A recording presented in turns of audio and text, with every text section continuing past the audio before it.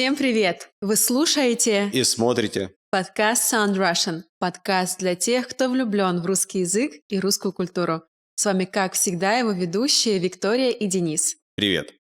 Сегодня вы слушаете выпуск из категории «Как это по-русски?». И сегодня мы поговорим о том, как общаться, вести диалог в конкретной определенной ситуации. Это не просто подкаст, это видеоподкаст, поэтому мы подготовились к этому мероприятию. И, конечно же, мы постарались выглядеть с иголочки. Да, Вик, ты неотразима. Спасибо большое. Я готовился к этому комплименту. Да. Ты неотразима, так называется сегодняшний выпуск. Вы уже могли видеть название, когда начинали слушать. И я считаю, что очень важно начать с обсуждения. Что такое неотразимо? И почему мы используем это слово, эту фразу «ты неотразим», «ты неотразима» как комплимент внешности человека. Денис, как ты понимаешь, почему мы используем эту фразу, когда хотим сделать кому-то комплимент? Давай рассуждать логически. Давай. Неотразимо значит ты не отражаешься. От Не, слова отражение. не отражаешься где? Я думаю, что не отражаешься в других людях. То есть настолько красивая, что невозможно это повторить другим. То есть нет больше таких других. Интересная идея. Я всегда думала, что неотразим связано с отражением в зеркале. Когда мы подходим к зеркалу, мы видим себя. И это называется отражение.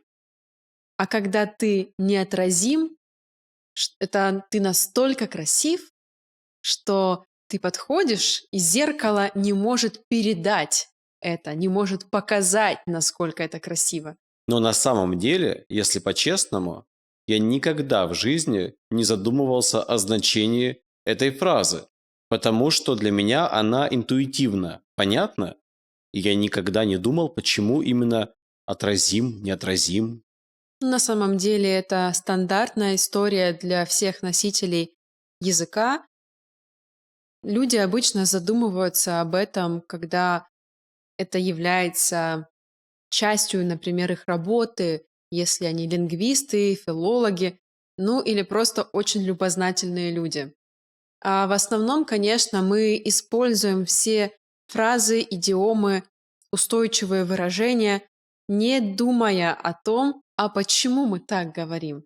Просто мы так услышали, повторили, и теперь для нас это естественно. Ну и теперь мы хотим, чтобы вы тоже просто услышали, повторили, и для вас это было естественно. Кстати, друзья, каждый раз хочу напомнить и забываю вам напомнить о том, что каждому выпуску мы создаем для вас скрипты, тексты на русском языке. Также мы делаем перевод на английский язык. Более того, мы составляем список самых интересных, крутых, полезных слов с их определениями и примерами, как использовать, как употреблять эти слова в речи. И вишенка на торте, вы можете делать упражнения с этими словами. Но все это доступно вам только если вы пользуетесь нашим мобильным приложением и оформили подписку. Без подписки вы можете попробовать 5 бесплатных уроков для того, чтобы убедиться, насколько это полезно, интересно И потрясающе. и потрясающе, да. Вика, а на самом деле ведь это же слова комплименты. То есть я тебе сделал комплимент. Сказал, что ты неотразима. Да, И как ты относишься к комплиментам? Ты их любишь или не любишь? я должна признаться, что вообще культура комплиментов в нашей стране развита плохо. И даже не то, чтобы говорить комплименты, это люди еще делают иногда, а принимать комплименты не умеет практически никто. Самая частая история — это Денис, например, скажи, что у меня красивое платье. Вика, у тебя такое красивое платье. Ой, да что ты, это мне подруга отдала, она просто не носит его долго, и вот мне отдала, и вот я теперь его ношу. Или другая ситуация, которая очень часто и раздражает меня невероятно. Например, Вика, какая у тебя красивая прическа. А что я должна ответить? Ну, сейчас понятно, ты ее делала 8 часов, поэтому, конечно, тебе красивая. А вообще, на самом деле, вот представь, что ты пришла с собранными волосами в хвостик. Мгм. И что ты мне скажешь? Ой, да какая там прическа? Так, волосы были грязные, дульку собрала, хвостик завязала, и Мгм. вот и вся прическа, да? То есть на самом деле это правда. Наши женщины очень почему-то стесняются комплиментов и стараются их не принять, а как бы отбить. Мы оправдываемся за свою красоту. Да, правильное слово, оправдываемся. Да, наверное, это связано с тем, что, ну, ни для кого не секрет, что русские женщины входят в число самых красивых женщин планеты. Вот. И, наверное, нам от этого немножечко неловко.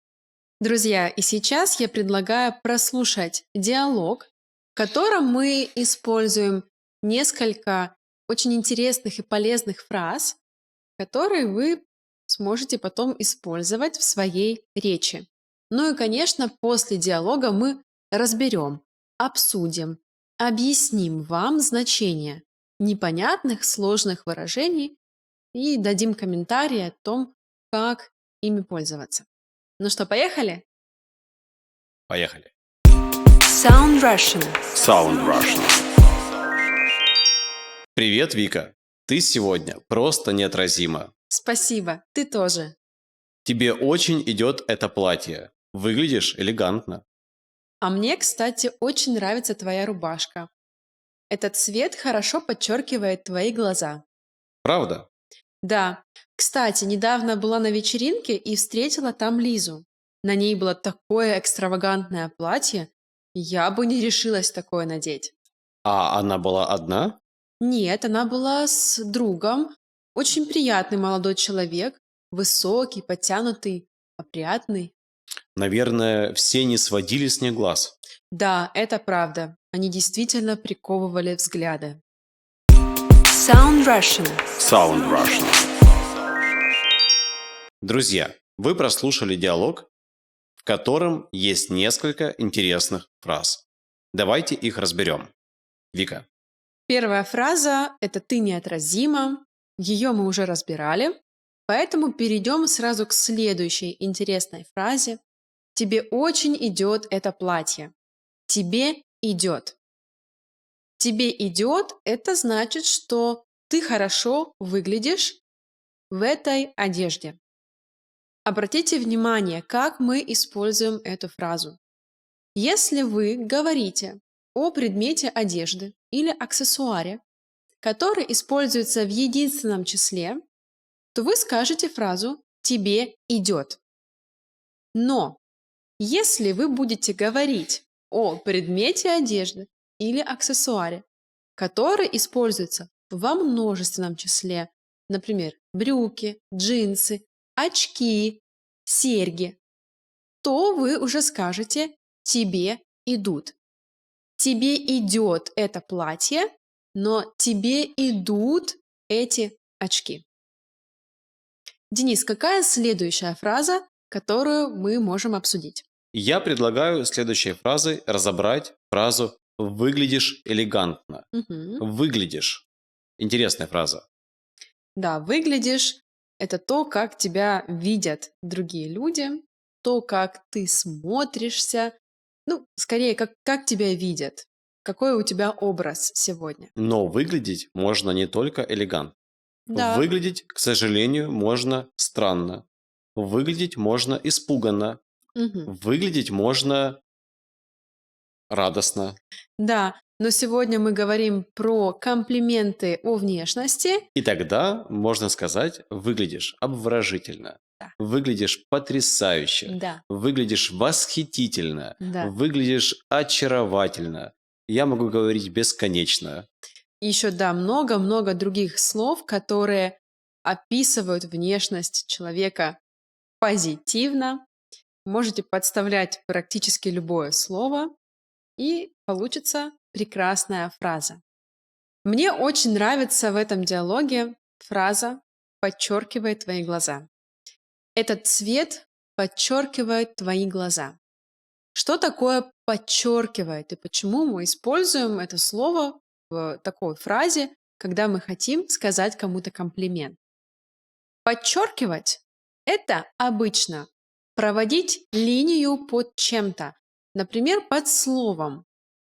В тексте вы можете провести линию под словами, вы их подчеркиваете. Обычно мы делаем это для того, чтобы выделить, для того, чтобы слово, которое вы подчеркнули, было видно лучше. То есть вы делаете так, чтобы слово было видно, заметно. То же самое происходит и со внешностью. Есть одежда или цвета, на фоне которых, например, наши глаза выглядят заметно, выглядят ярко, выглядят красиво. Поэтому мы говорим: этот цвет подчеркивает твои глаза. Этот цвет делает твои глаза заметными, яркими и красивыми. Денис, цвет этой рубашки выгодно подчеркивает твои глаза. Выгодно, то есть удачно, хорошо. Хорошо. Да. Мгм. И это правда, потому что у меня глаза с оттенком между зеленым и карим. Вот видите, как я внимательно была сегодня к Денису. В Я, самое сердце. да, я еще не видела его, уже написала этот диалог, зная, что он будет в зеленой рубашке. И не прогадала с комплиментом. Не прогадала с комплиментом. Выбрала правильный комплимент для Дениса. Следующая фраза – это экстравагантное платье. Что такое экстравагантно?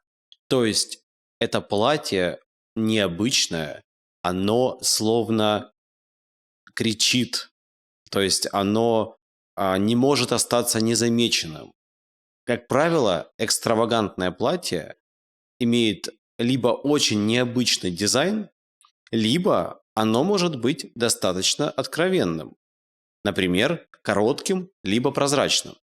Но в случае нашего диалога я сейчас спрошу у Вики, потому что она сказала, что она бы не решилась. Вика, Мгм. какое платье было у твоей подруги Лизы, что ты бы не решилась? И заодно расскажи о фразе «я бы не решилась». Да, когда я составляла этот диалог и представляла эту ситуацию, я представила себе, что Лиза, вымышленный персонаж, была в каком-то, ты прав, достаточно коротком платье, но оно было закрыто, очень яркого цвета, и у него были какие-то крупные элементы. Вот так себе я представила экстравагантное платье. Короткое, ярких цветов и с крупными элементами. Вот такая роза прямо на плече. Это очень, между прочим, был такой тренд в последнее время, да, розы крупные или банты. Так что вот такое себе представила я экстравагантное платье. И потом я сказала, что я бы не решилась надеть такое платье. Я бы не решилась. Мне бы не хватило смелости, уверенности в себе, чтобы носить такую одежду. Потому что действительно для того, чтобы носить экстравагантные вещи, ультрамодные вещи, нужно быть очень уверенным в себе человеком. А я пока что над этим еще работаю. Так вот, если вы не чувствуете уверенности в том, что вы можете надеть какую-то вещь, то вы можете сказать: «Я не решусь надеть такие брюки. Я не решился надеть этот костюм». Или «Я бы не решилась надеть такое платье». у вас было недостаточно уверенности в себе, чтобы выглядеть так заметно. Но мы с Викой не из робкого десятка, поэтому, наверное, мы бы решились. И есть такие люди, кстати говоря, в тему нашего выпуска, которые не решаются делать комплименты. Им кажется, что это как бы стыдно сказать женщине, которая рядом с тобой, что вы так красивы, вы так обворожительны. И я знаю таких мужчин, они не могут из себя это выдавить. Возможно, потому что многие женщины, когда слышат комплимент от мужчины, они думают, что мужчина с ними флиртует. Но, кстати, в нашем диалоге мы упоминаем мужчину. И я позволила себе сделать несколько комплиментов в адрес этого мужчины, хотя я в диалоге не говорю это прямо ему. Я сказала, что он высокий, подтянутый и опрятный. Высокий — понятно. Подтянутый — это значит, что он в хорошей физической форме. Скорее всего, он занимается спортом. Опрятный значит, что он начисто выбрит, у него чистые волосы, возможно, свежая стрижка. Одежда его тоже чистая и поглажена. Но я бы не сказал, что чисто выбритые и опрятные – это одно и то же. Можно быть и с бородой опрятным, и с щетиной можно быть опрятным. Главное, чтобы это было аккуратно, чтобы это не было неряшливо. Ну и две фразы в этом диалоге, которые на самом деле являются синонимами. С них не сводили глаз. Они приковывали взгляды. Обе эти фразы означают, что все вокруг, все окружающие люди смотрели только на них, потому что они были настолько красивы, что на них хотелось постоянно смотреть. Sound Russian. Sound Russian. Денис, теперь я предлагаю быстро показать, рассказать несколько примеров того, что не стоит говорить людям, даже если вам кажется, что это комплимент, но это неудачный комплимент, и его лучше избегать, не говорить. И первое, что мне приходит на ум, это фраза «Ты сегодня хорошо выглядишь». «Ты сегодня хорошо выглядишь», так как будто в другие дни человек выглядит плохо. Поэтому, друзья, пожалуйста, если хотите сделать комплимент, просто скажите «Ты отлично выглядишь». Или, например, каким-то образом касаться веса человека. Например, сказать: «О, кажется, вы немного похудели». Это очень некорректно, это даже обидно, наверное. Да, причем я думаю, что плохо говорить не только человеку, что он похудел, но и о том, что он поправился. Во-первых, у человека могут быть проблемы с весом, и он не хотел поправиться, и тем самым вы его обидите. Со мной тоже часто происходит такая ситуация, когда мне кто-нибудь говорит: «Ой, мне кажется, ты еще больше похудела». Или «О, ты что, поправилась?» И вот этот акцент на мое тело, на мою физиологию, он всегда не очень приятный. Я могу сказать подруге своей, что она похудела, если я точно знаю, что она сейчас занимается тем, чтобы сбросить вес, что она сидит на диетах, занимается спортом. И если я действительно буду видеть, что есть какой-то результат, то я скажу ей: «Ой, мне кажется, ты похудела, да, я права». И это может быть уместно. В других случаях нет. Например, я с радостью принимаю комплимент, когда мне говорят, что я визуально худею, потому что я прямо много сил на это трачу, и, честно признаться, это не так просто, как хотелось бы. Но есть комплименты, которые неуместны в каких-то ситуациях. Представьте, вы пришли в гости, а хозяйка дома поставила на стол торт. И вы говорите: «Какой вкусный торт! Наверное, вы купили его в магазине, а она испекла его сама». И это очень обидно. Вообще, все те женщины, которые встречались со мной на жизненном пути, говорят, что я мастер плохих комплиментов. Например, когда я был школьником, я поздравлял свою учительницу с днем рождения и спросил ее: «А сколько вам лет?» Она ответила: «Мне 28». А я сказал: «Ничего себе, а выглядите вы на 30». Она обиделась. И запомнила на всю жизнь этот И комплимент. таких примеров в моей жизни достаточно много. Да. Я стараюсь делать красивые комплименты, но иногда попадаю в просак. Мгм. А еще есть дурацкая фраза, когда говорят, что хорошо выглядишь для своих лет. Или тоже связано с возрастом. Интересная фраза. Например, эта прическа тебя молодит. Ты с этой прической выглядишь моложе. То есть в этой ситуации человек тоже задумается: так, а мне что, сколько мне лет? Я уже что, такой старый, что есть вещи, которые могут сделать меня моложе, с которыми я могу выглядеть моложе, а получается без этих вещей, без этой прически я выгляжу старо. Поэтому вообще мне кажется, что лучше придерживаться правила, когда вы делаете комплименты, делать комплименты, например, выбору одежды или выбору аксессуаров или прически.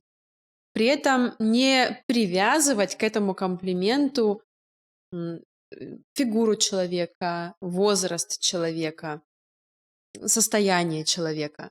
То есть красивая рубашка. Знаешь, Вика, я считаю, что комплименты нужно делать по тем вещам и ситуациям, которые на самом деле очень важны для человека. Ты научилась красиво играть на барабанах, и я делаю тебе комплимент. Ты прекрасно играешь на барабанах. Спасибо, Ты Денис. хорошо выглядишь, и я скажу тебе, ты хорошо выглядишь. Я сделал что-то, что для меня значимо. Например, научился ездить без рук на велосипеде. И ты Вау. говоришь: «Денис, ты так классно ездишь на велосипеде». То есть, когда вы делаете комплимент, обязательно подумайте, что для человека по-настоящему важно. Но, друзья, выпуск наш не про психологию, а про русский язык. И как писал и говорил великий русский поэт 20 века Булат Акуджава: «Давайте говорить друг другу комплименты, ведь это все любви прекрасные моменты». Замечательные слова. Очень важно, когда вы делаете комплименты, делать их искренне. Говорить комплименты от души. Друзья, мы от души делаем вам все возможные комплименты. Ждем их в свой адрес. Да. Да. Теперь вы точно знаете, как сделать правильно комплимент по-русски, на русском языке. Так что идите, общайтесь с другими людьми, говорите им комплименты и заводите тем самым хорошие знакомства. И новых просто друзей. делайте друг другу приятно. Да, да. А мы желаем вам прекрасного настроения и увидимся с вами в следующем подкасте. Пока-пока.